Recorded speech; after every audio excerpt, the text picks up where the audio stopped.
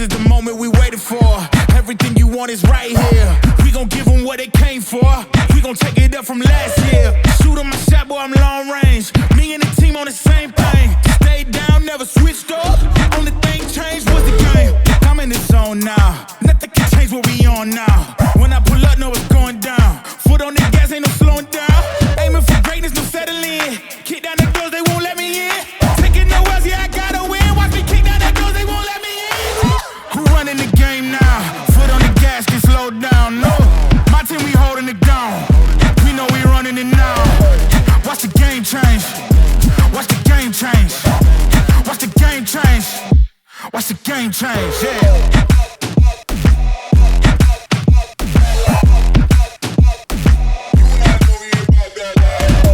Watch the game change. Watch the game change. Watch the game change. Watch the game change. I do not gamble, but bet on me. Tell them that's life, yeah, it's still la vie. I'm taking a shot for my enemies. I can't waste no more time on my energy. I know they know I got it on lock. Go against me, that's a long shot. Cause I'm counting wins all around the clock. Never doubt me, boy, I don't stop. Who do you feel when they make you the monster? I am not scared of none of you imposters. Taking the lead now while they watching. Think you should leave now while the option. Taking no else, yeah, I gotta win. Watch me kick down the doors, they won't let me in. Who running the game now? Foot on the gas, can slow down, no. Welcome to another edition of the It's Cavalier podcast. It's your boy Mac. Joining me today is my friend, my good old pal here, Spencer Davies of Cleveland Cavaliers on SI. How you doing, Spencer? I'm doing great, man. Just trying to get some sleep after what happened over the weekend. Just a lot of basketball the last few days, but I'm enjoying the ride, man. I'm getting so much love and admiration on Twitter, and the gratitude I can't even explain for the videos that I've been putting out and the coverage that, you know, we've been doing on Cleveland Cavaliers on SI. It's just been a wonderful ride so far, and I'm enjoying watching a winning basketball team and being a part of it. My brother, they have been putting you to work. I mean, these guys have been putting you to work, and I'm glad that they haven't given you too many negative things to discuss, given the fact that we are on a 12-game win streak to open this season, just the 8th team in NBA history to ever accomplish that feat. And it feels like there's a game every night or every other night, and you got to kind of feel bad for these players too. And I think you're starting to see some of the tired legs appear in specific instances and moments throughout the duration of some of these games. But I'm glad that they have been able to pull through. They've been battle tested a few times already. And I'm looking at this calendar, man. I'm looking at the schedule, and you never want to look past opponents, but I've circled both games against Boston as two huge tests for this team. I know we have a Philadelphia 76ers squad that could pose a potential threat if Joel Embiid plays. But at the end of the day, I've just been so damn impressed with what I've seen from this team. Now, from your perspective, because you cover the team, you're on the beat, what has been the singularly most impressive thing that you have seen from this team so far? It's the way that they can do it collectively and do it in different ways. Like you kind of mentioned before we started recording how the lineup in the third quarter was really the catalyst for bringing him back in it and then having the regulars pretty much finish it off. There was an entire group in the third quarter in Chicago last night where the core four was all sitting. And it was Ty Jerome, Karis LeVert, George Niang, Dean Wade, you know, like the guys, Isaac Okoro, like those guys that don't usually, you know, have the juice to start games, coming in and finishing, not finishing, but like bringing them back into it, being the catalyst of the game and making an impact, man. I mean, like you could talk about Ty Jerome for 20 minutes. He's really good. He has so much grit and like anticipation skills on steals and no fear whatsoever, which honestly is a huge surprise just because of the injury that he was coming off of, and you don't know where his confidence would be. It's sky high right now. He's one of the most efficient players in the NBA. He's taking away candy from a baby right now when it comes to those passing lanes and that on-ball defense. They've been just terrific as him kind of leading that five-man unit. And, you know, everyone's just kind of feeding off of him. Sam Merrill playing good defense. George Niang making hustle plays, the dirty stuff. Karis LeVert getting deflections. Dean Wade just D'ing up like crazy, getting a couple big blocks, grabbing the rebounds and providing extra possessions. You can go down the list with this team. And I think that's what the most impressive thing is that they're able to have kind of multi-pronged attacks with you. And that's a way that they can kind of wear you down, because if their best guys aren't getting the job done, the guys behind them are coming in and doing it. So how do you stop it? What do you do? Like, even when they go, down, or if another team makes a run, they don't flinch. It doesn't matter who's in the game. And if you find somebody that's not playing up to par in the game, or is gassed a little bit or tired, then there's somebody right behind them to make a difference. So I think that's really impressive. And Kenny Atkinson's just pushing the perfect buttons right now. Like, there's no other way to describe it, because you look at the last couple of games, they haven't been the variety of mopping the floor with these guys like it was maybe in the first like couple weeks of the season, or even the Warriors game. You can tell, like you said, there's fatigue there. They're short on jumpers. They're having kind of an issue sometimes getting back on defense and transition. But damn, they are just tough-minded. They're mentally strong, and that, I think, is a huge quality for them going towards, the wintertime and hopefully building playoff habits.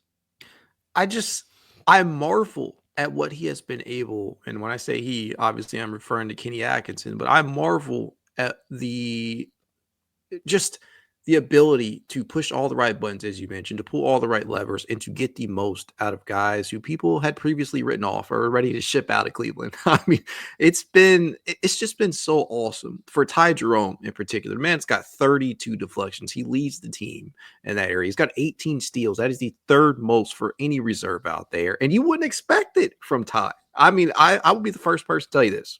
I'm not there, obviously, in practice within the building, the same way that you are, but just when we first acquired Ty Jerome, I always envisioned him as more of a sharpshooter, right? We know that UVA, he obviously had the skill set for facilitation, but in the context of how I thought he would be used here is completely different. And then on the defensive end,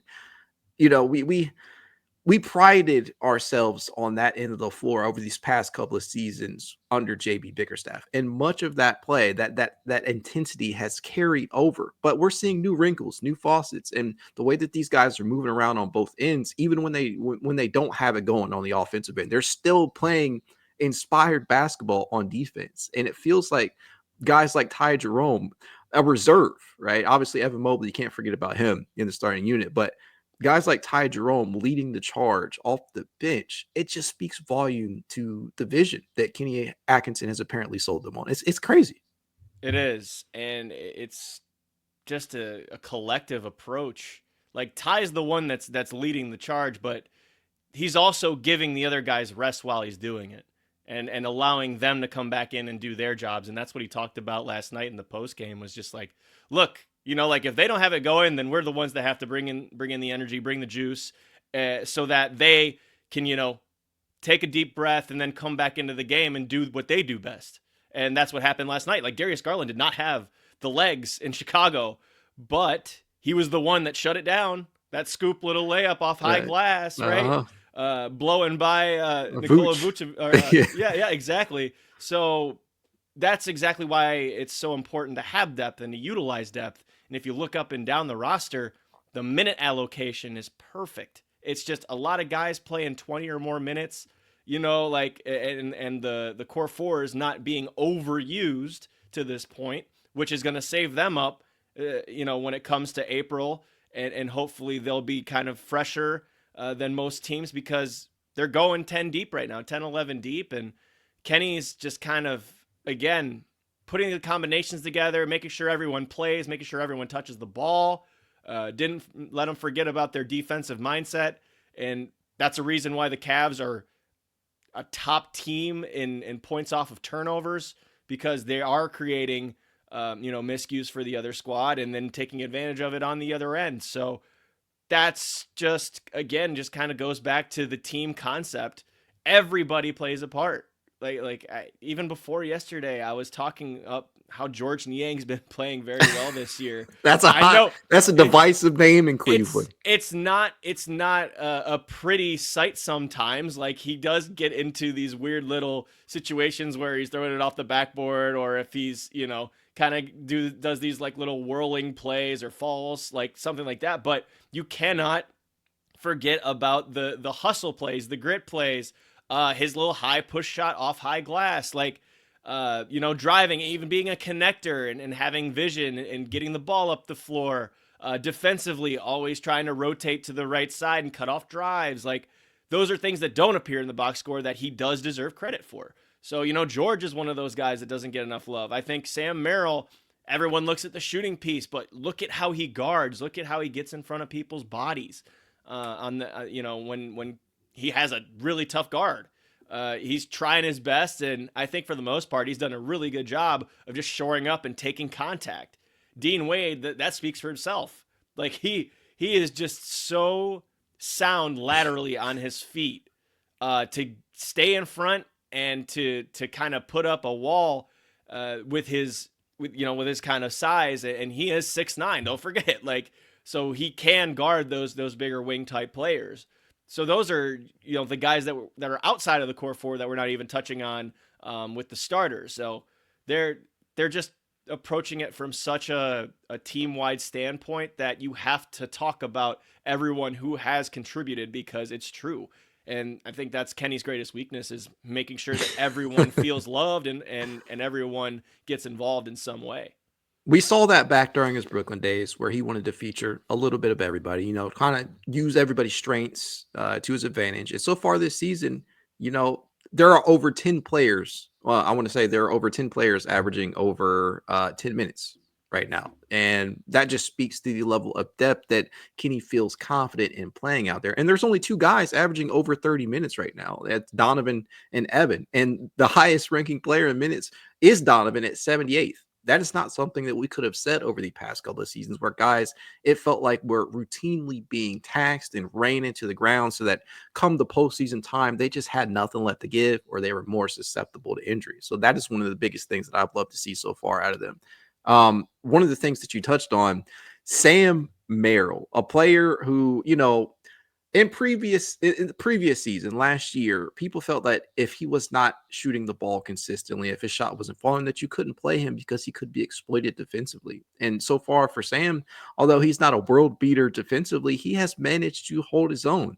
Dude's holding his matchups 39 of 90 so far in the season, which to me, that's enough to have him out there even when the shot isn't falling, because at the end of the day, the sheer threat of a 3-point bomb coming off of Sam Merrill, who, might be running around off of screens or spotting up in the corner, that's enough to scare defenses into opening up the floor for the ball handlers. And it's just all these little intricacies of what Kenny Atkinson has been able to scheme up on the offensive end that has just brought such a level of excitement that we have not seen from this team in a long time, man.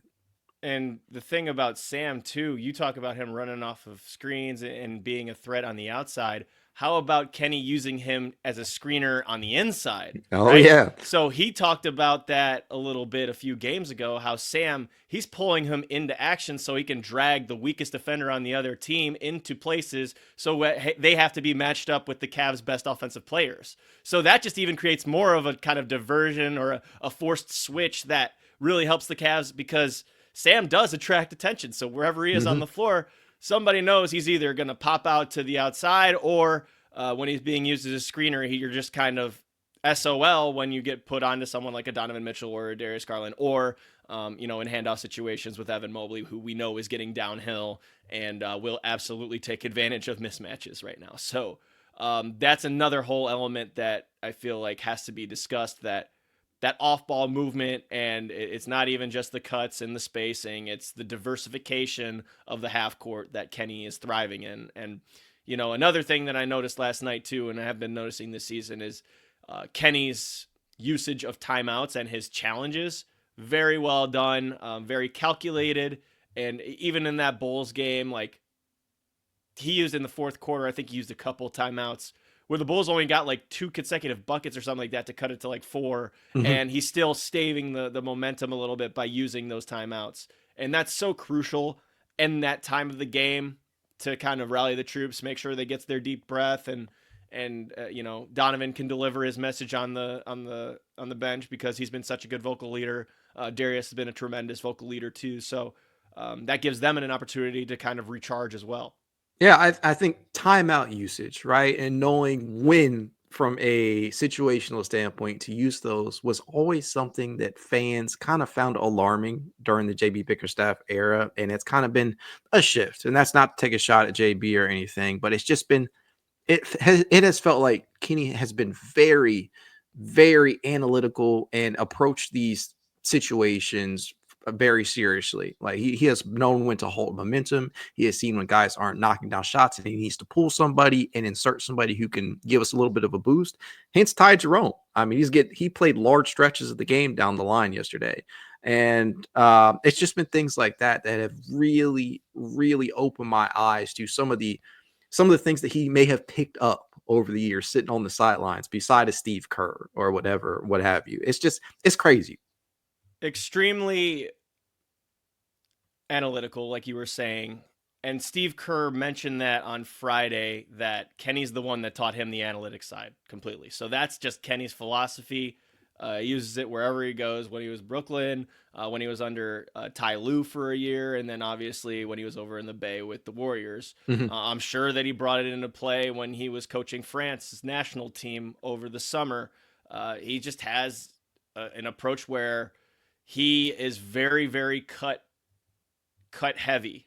And he can put it in better words than I can, which is why I put that video out on Friday that went completely viral.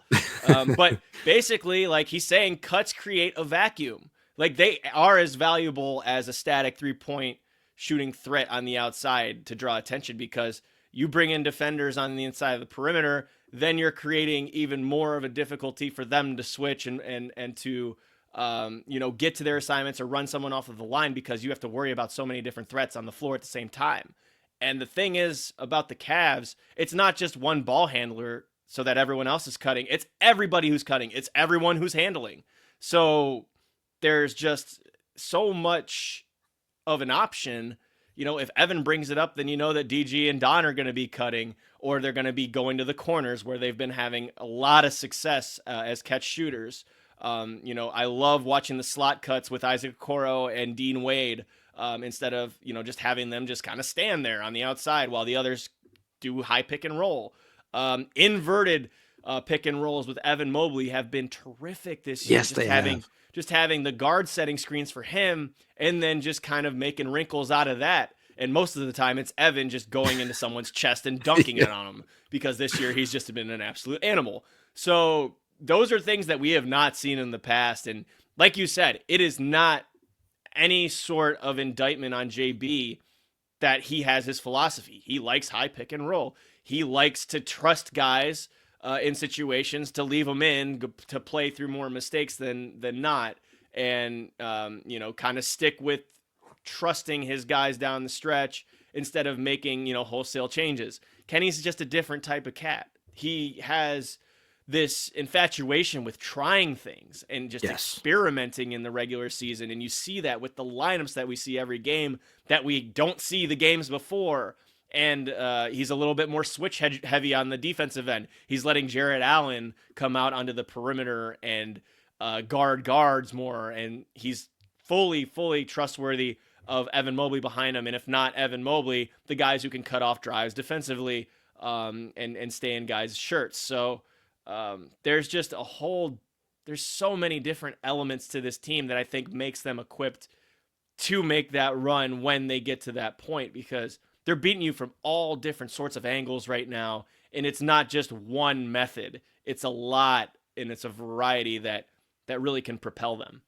We could literally go on and on about the good on this team, right? First in points per game, first in offensive rating, they're top 10 in defensive rating, third in net as a result. They have increased the pace going from 24th last year all the way up to 8th this season. One of the interesting things to me is the three-point attempts haven't really changed all that much, right? 36.9 this year, but they're 7th in terms of makes. They're first in three-point percentage. But we can't ignore some of the ugly that we have seen. There's always a little bit of bad, always things that you can work on despite going 12-0. And one of those things has been the third and honestly fourth quarters in some of these games. The Cavaliers today, as of today, they currently rank in the bottom half of the league in terms of points per game scored during the third quarter. They're 27th overall and scoring just 23.3 points per game over these last couple of games. And they're shooting it very, very poorly. 37.9% from the field. They are shooting it at 26.9% from 3-point distance. And that has carried over into the fourth as well. And when you look at the first and second quarters for this team, they're in the top 5 in both areas. So what have you seen during these third quarters that is different from what we see in the first half, man? Just don't got the juice. And Kenny brought it up and DG brought it up. It's just kind of weird. But it's also been a trend of this version of the team the last couple of years. I don't know what it is coming out of the locker room that they're just not locked in coming out of halftime. I don't think it's a Kenny problem. I think it's just something inside of the players. It's weird. I'm willing to give them a pass for Friday because they were up 40 points. And how do you compartmentalize emotionally? I'm going to play as hard as I can coming out of the locker room when I'm up by 40. You're lying to yourself if you're at home and saying that they're going to play just as hard as they were in the first half, being up 40 points. So that I'll give them a pass. The Nets game, not good enough. They scored 13 in that quarter. Now, if you want to just kind of go game by game, Brooklyn, they were picking up full the whole game. They could have been really, draining them a little bit in that situation. And Brooklyn is also a very slow-paced team. So that kind of goes hand in hand, but 13 is just nearly not good enough. No. And they weren't making their shots, and they were turning it over a little bit more. That's kind of been a little bit of a bugaboo in the third quarter, even though overall they're good in turnovers. I think they rank 6th right now. Yeah, I was going to say, I think they're pretty good, but in third quarters, I'm sure that number goes down. They've kind of lost a little bit of focus there. Last night, it was weird. Last night was a weird game. First half, it seemed like a contest to see who could get the shot off the quickest. And then the third quarter came, and, Cavs actually set the tone for that quarter in the first, 3 minutes. And then the Bulls came roaring back, and then they really built a lead, and that's when Kenny, at the 6 or 5 minute mark, went to that all-bench unit. So is it indication of a larger problem? I think so in some respects. But Kenny is very smart. He's going to figure this out, and maybe it's going to be a lineup change out of halftime. It's maybe he doesn't bring out all the starters. Maybe he mixes it up a little bit, but he will have that remedied. I'm pretty sure, because there's no other reason to think otherwise the way that he's been coaching this team this year. Yeah, I mean, it was an issue. It was an issue last year as well, right? So I'm not placing that on Kenny. I think they ranked 25th last year in third quarter in terms of points per game. It's odd. It's a weird drawback. It's crazy because you've seen them get off to these terrific starts in the first half, and maybe the foot gets off the pedal a little bit. Maybe the energy aspect of this, playing so many games in a short time span, I'm sure that plays a role in it too, which is even more of a reason why we're all happy that they're not taxing their starters and they're allowing the depth to be celebrated. I think that was the wording that Kenny Atkinson used this offseason, if I'm not mistaken. And so all of these things will eventually add up into them potentially making a run down the stretch. But one of the pieces that we have yet to see this season is Max Strus. So I'm curious, because you would know more than I would being around the team. I am curious to hear your thoughts on where Max Strus fits in with this current group. Where he fits in, like a glove. I mean, if you're looking at what Sam Merrill's doing right now, Sam – just add a little bit more height and add a little bit more weight to it. He doesn't have quite as quick of a release as Sam Merrill does, but he's obviously a gunner from deep. I think you're going to be able to use him in certain actions where he's snaking around the half court and playing a huge role in dragging other defenders into actions. He's going to be able to. We saw last year how good of a playmaker he was. A lot of times. So I'm sure he'll be handling it. I'm sure that he's going to be passing, off of catches. I think he's going to really thrive as a 3-point point shot maker. It might take a little bit of time because obviously the, return to play, getting back into action, you're going to have minute restrictions and you got to get back into your flow. But overall, I think on that end, he's going to be good. And then defensively, we know last year he was really solid. So he's going to be kind of up on guys on the perimeter and in their shirts and able to gamble a little bit more because the Cavs have so many guys that cover for each other that you're able to be more aggressive. And that's why, again, the turnovers and the points off of turnovers have been really good on the defensive end. So I think he's perfectly like tailor-made for this team and for Kenny Atkinson, to be completely honest. Yeah, I mean, coming into the season, there were two players that I felt were perfect fits for what it seemed like Kenny Atkinson wanted to do. One was Merrill, who you touched on, and the other is Strus for some of the strength that he has out there. The facilitation.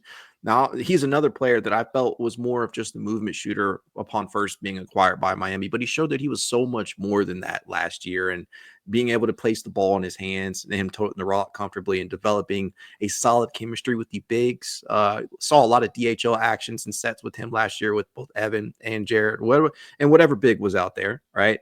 But I guess I'm curious. I'm going to ask you a question. I want you to take your reporter, your writer cap off, and I want you to just answer from a pure fan perspective. We have seen Kenny trot out Isaac Okoro. We've seen him trot out Dean Wade.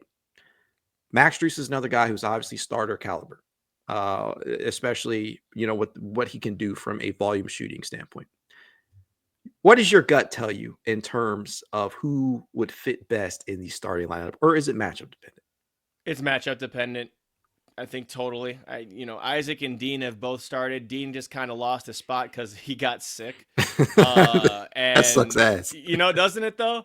But I mean, someone told me the other day, why does your starting five matter if you don't pay attention to your closing five? The closing five is your most important group. And I don't think that the players would take it a certain way. Mm-hmm. If they're not starting a certain night, like obviously the fifth member, we know that the core four is starting, but yeah, I don't think that anyone in the locker room, that Caris LeVert could start. He started so many different times, and he's played with the core four under Kenny Atkinson. Like he's had those lineups, and Ty Jerome was the fifth guy on the floor last night until Jarrett Allen obviously had his issue and had to get worked on. But like, there's just so many different options. Again, I feel like that describes this team. Options. You have so many routes you can take, game flow wise, lineup wise. There was literally a lineup last night, Spencer, I believe, where they had DG, Don, and Ty out there. I think they had Ty at small forward last night, and that just speaks to the options that you're referring to. Yeah, and it helps to have a 6'5" guard too. That's something that they haven't had that luxury of. And he got hurt 2 games in last year, and then they were missing that spot. And credit to Craig Porter Jr. He came in and did a really good job. Mm-hmm. And he's just kind of behind a lot of guys on the depth chart right now. But he's somebody that can come in and play make, and they really want him focusing on defense. But he's more in the reserve role right now because Ty is balling and Caris LeVert is balling, mm-hmm. and Sam Merrill's been so good. On the defensive end and in those half court actions. So like embarrassment of riches is the way I could put it. Do you want to stay on the quote unquote negative talk? Cause there are a couple of areas that I'd like to ask you questions. Sure. Okay. Sure. So you see the free throw numbers. Mm-hmm. Why are they not getting calls? For the life of me, I cannot understand this. I was looking at the team statistics in this category, and I think Jarrett Allen still might lead the team in free throw attempts right now per game. And I don't know if it's that the Cavaliers are not employing a style of play that generates a ton of contact. I don't know if they just don't have a fair whistle out there, and I don't know if it's some combination of a multitude of things. One thing that we can consistently say about this team, though, is that they have managed, despite that, to overcome those. But there have already been a number of games this season in which we have seen free throw disparities be insane. The Los Angeles Lakers game, that was one. Against New Orleans the other night, it felt like Zion was getting every other call. That game was just... Holy crap! That second half was egregious. Yeah, I mean, there was one singular possession, I believe. I think it was that game in which Evan Mobley was hacked like 3 or 4 times. Went up, he grabbed the offensive rebound. He would not be denied. I think that was the Pelicans game, but it illustrates the fact that this team is just not getting the calls. I don't know if the NBA feels that they haven't warranted them. I don't know if, again, I don't know if it's that we just are not attempting enough shots inside, but it's crazy, man. What are your thoughts on that? They're getting inside. You mentioned it. They're not shooting that much more 3-point attempts than last year per game. They're first in the league in percentage, but it's not like they've completely changed their shot profile. In fact, their shot profile is now it's either in the paint or on the outside. If you were to look up what their mid-range kind of attempts per game are, I bet you it's in the bottom 5 in the league, guaranteed, because they're going through the Kenny kind of philosophy where it's layups and dunks and it's threes.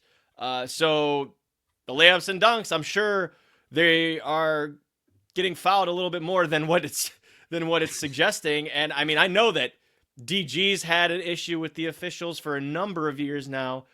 Donovan, you can see, is very, very emotional about this. At the end of games, he's clapping like when he gets and ones, or if he makes a layup, he's just looking and shaking his head.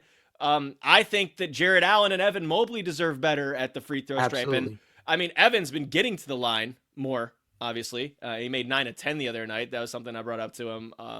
But I mean, if he's becoming a driver, he's going to be commanding more calls too. And Jarrett Allen, if he's getting offensive boards like he always does, you can be sure that he'll be getting hacked down there on second chance opportunities. So like, they should be commanding these calls. Karras drives more than I think anyone on the team, and I don't know how he doesn't get to the free throw line more, because he drives into bodies, man, and finishes through traffic, and they have a lot of guys that get deep that don't get the respect that they deserve. I do not understand it, because you look at these stats here, and stats tell, only part of the equation. Sometimes the drives per game thing. I mean, it truly, it really just pisses me off, honestly. There's no reason why Donovan Mitchell, a dude who routinely, we know that he is as electric as there can be a player from outside the arc, as we saw last night against Chicago with him pulling up or spotting up in certain spots of the game. But for a man who drives the basketball so much, for players like DG, Karras, as you mentioned, even Evan, I want to say entering last night's game, Evan was actually third on the team in total drives. I think he had like 87 drives on the season already. And he's barely drawing contact. Well, he's barely getting the whistle. I don't want to misconstrue those things. Drawing contact and actually getting the call, those are two different things. And for Donovan Mitchell to be the leader on this team at just 4 free throw attempts per game seems a little off to me. 4. I don't know.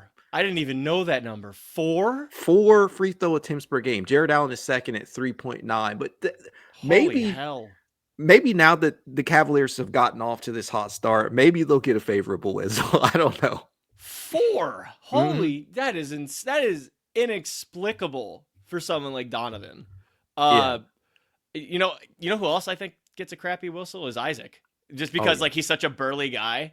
And when he puts it on the floor and attacks closeout or something like that, and you see him driving to the rim, I'm always hearing him screaming. So I don't know if he is getting contact or if he's trying to trick people, but I feel like he doesn't get a good whistle either. So it's an odd phenomenon. We'll see if it continues throughout the season, but I'm sure that they'll say something to the league if this continues, because that's just egregious. 4. That is wild. I did not know that number going into here, so that'll be something that I address for sure. Isaac is, I believe, standing at 1.1 free throw attempt per game. I would love to hear the player's perspective on this in a candid interview. They would get fined. They would get fined. You'd have to find a way for them to not lose money. I suppose that's true. What do you have up next? Just 2 focus areas, and we don't have to spend a ton of time on it, but it's kind of misleading of the Cavs strategy. But Kenny has wanted to crash offensive glass for the season. They're dead last in offensive rebounds per game. That's an interesting thing to me, because that's something he said that they're emphasizing and have been emphasizing since training camp, but they're very last in the league in offensive rebounds, maybe because they're making so many shots. That's probably got to do with it too, but something to keep an eye on. And then also, I think what's been a little leaky over the last few games has been their perimeter defense. They are bottom 6 in the league in 3-point percentage. So defensive 3-point percentage, I should say. So just a couple other areas to look for in that respect. So, but yeah, the offensive rebounding thing is odd to me. But it could have to do with how well they're shooting and what Kenny calls shooting above their heads. I mean, when you're completing, the highest amount of 3-point shots out there, you're not. It's not like they're shot diet, like you mentioned. It's not completely different from last season in terms of how many threes that they are attempting, but they have been rather efficient to start this season. So you would have to assume that with less missed shots, your opportunities for rebounding, especially on the offensive glass, are going to lighten up. You're not going to see that as much, but it is still something to take note of because we all know that this team, especially from the reserves, at times have had issues getting on the glass on both ends of the floor. So I will definitely be keeping an eye on that. In terms of the perimeter defense, the eye test tells me that they're closing out. The eye test tells me that Kenny actually has these guys, playing, rotating correctly, making the right decisions out there. I think we saw that in the third quarter last night. But at the end of the day, I can't tell if it's just the opposition making some really tough shots or if there are just too many open looks at certain points throughout the game. Because I won't lie to you. In the first half, I did feel like Chicago got a lot of open looks. I need to go and check and see how many the NBA deemed open or wide open, but it did feel at points during the game that maybe their rotations were a little less. I mean, they weren't as quick as we have seen in the previous 11 games. And it is truly a head scratcher. I don't think I'm worried about it, but I do think it is something similar to the rebounding that we do need to kind of keep an eye on. And I'm hoping, Spencer, that it's just boils down to tired legs. Yeah, I think that makes a lot of sense. It was a 3 and 4 nights, and they've played the most games to this point, so it would make sense that way. I thought they were a lot better at running them off the perimeter in the second half last night.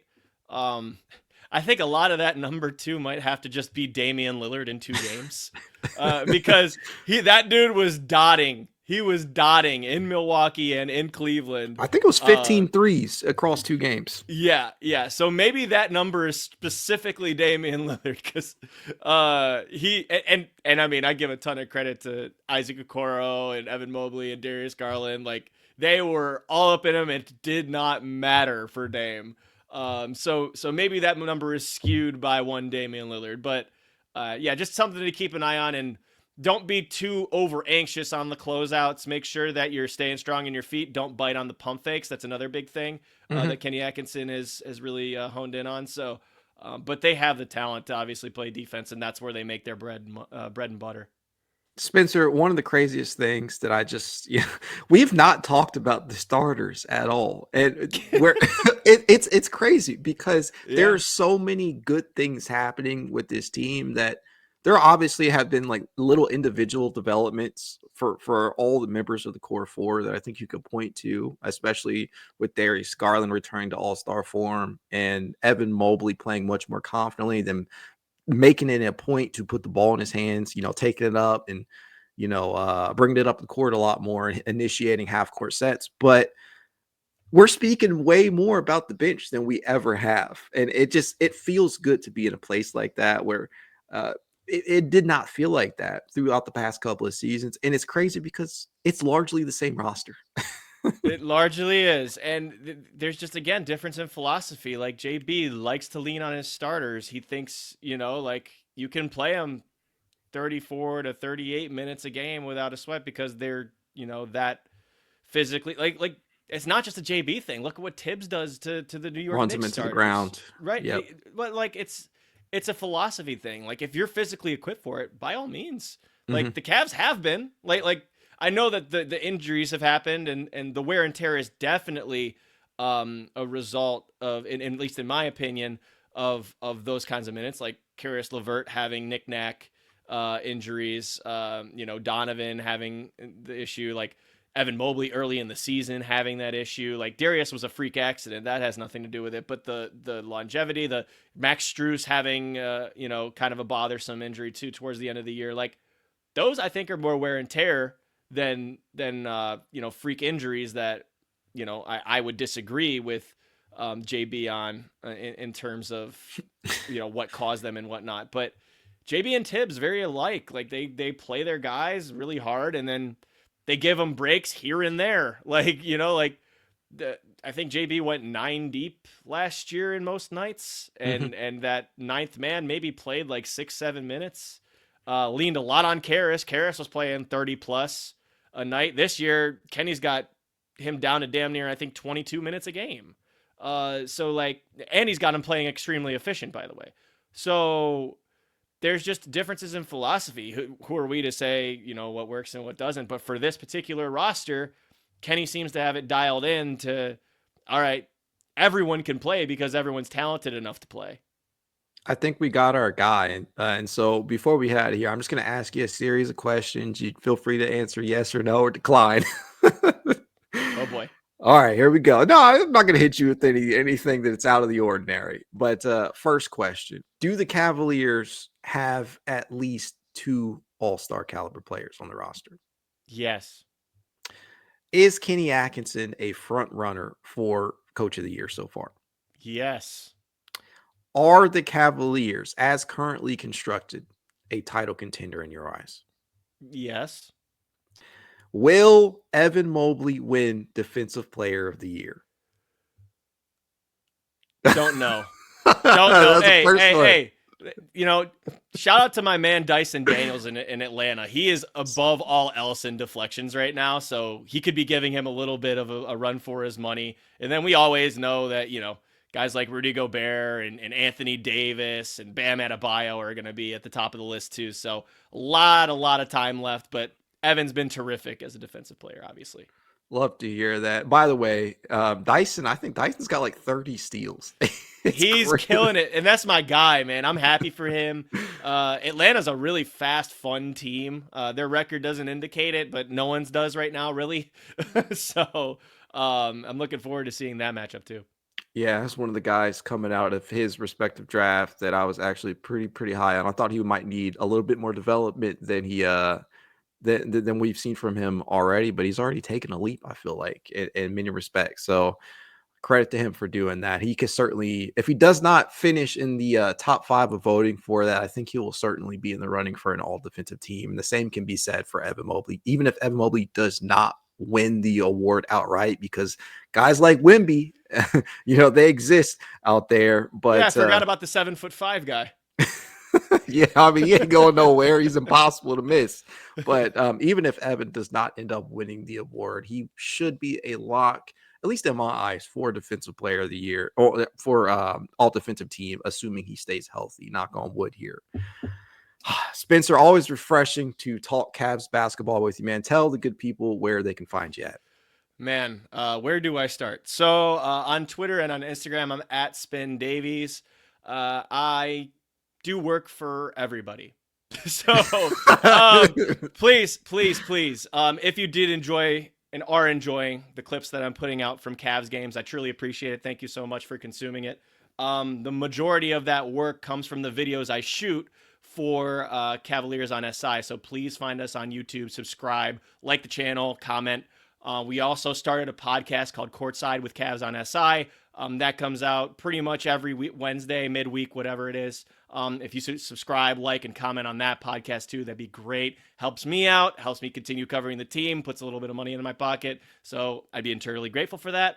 On the non-Cavs side, I do also write NBA features nationally. I just dropped one on the Warriors and their young talent, kind of relying on them and what they had to say about their new pieces and their new philosophy, and also just leaning on the core of Draymond Green and Steph Curry. I know Cavs fans don't like to hear that, but I talked to Moses Moody, I talked to Trace Jackson Davis, and Jonathan Kuminga, and I just dropped that one. It's on rg.org. It's called Responsible Gambler. It's where I do all my national NBA features, and also I do draft features.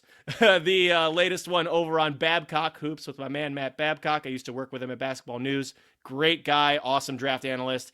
I did one piece on Asa Newell. He is a big-time part of Georgia basketball and should be a high pick in next year's draft. So if that's not a mouthful, I don't know what is. I freelance. I do everything to continue living in this world of corporate America. So I am trying to freelance my way to the top, and hopefully we get somewhere.